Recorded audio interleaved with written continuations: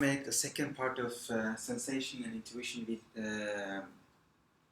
video, and if you haven't watched the first one, you should watch it if you don't already grasp the concept between sensation and intuition.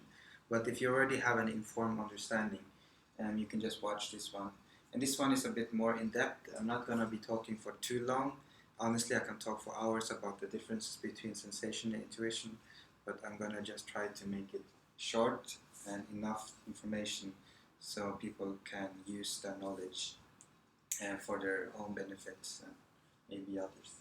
And so I'm going to talk about, so we talked about intuition and sensation. So sensation is primarily focused on tangible reality, things that can be touched and so on.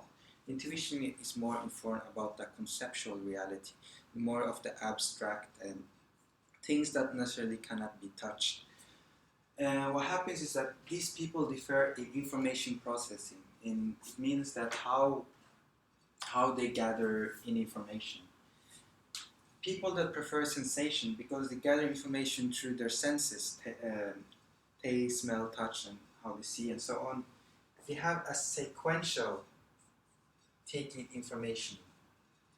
What happens is that sensation people goes from A, B, C, D, E. Okay? And intuition people, they go from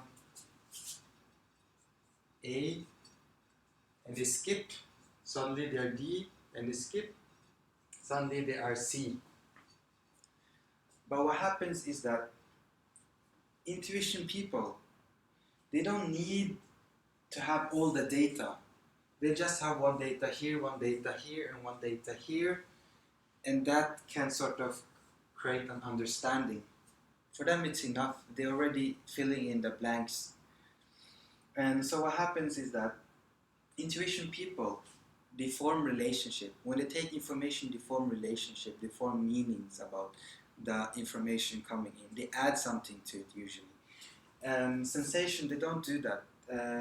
People has preferences for sensing is that if you start missing A, and if you tell them a story which is like this, they might get lost, or they will be like, what is this guy talking about? You know, because they prefer doing this. So when they tell stories, people that has that use sensation, they often talk very in terms of detail, and they will say something like, "Today I woke up and I went and ate, and I took the bus, and I talked to the bus driver, and I went out the door, and so I went for a coffee later on, and so on." And so they have this what happens A, B, C, D, E, F, G, and to Z sort of. But this one is like, yeah, I woke up and today I watched a movie. They skip information. For them, this is already enough. And so what happens is that because people has use sensation rather than intuition, is that sensation are really more concerned about the present. They are more either concerned about the present or the past, depending on what type of sensation people they are. And intuition are more focused on the possibilities, or they are more focused towards the future.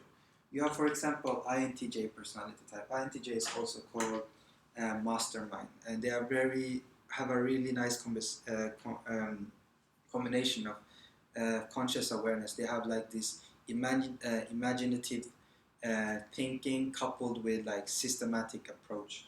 And INTJ, when they write stories, and I've done studies on this, is when they write stories, they write so far into the future because they use intuition, and intuition is so focused in the future that they might miss actually smelling the flowers, living the present.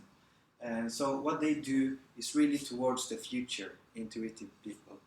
And people that use intuition, what they do is really more primarily focused on what could be achieved now, and so these people can really understand how to use the day most productive, because they understand the concept of time, they understand the concept of matter, whereas these people understand the concept of ideas, they understand the concept of the abstract world. So I think that's enough for now. I can talk for hours actually, but I see no point in doing that. And so thank you for watching.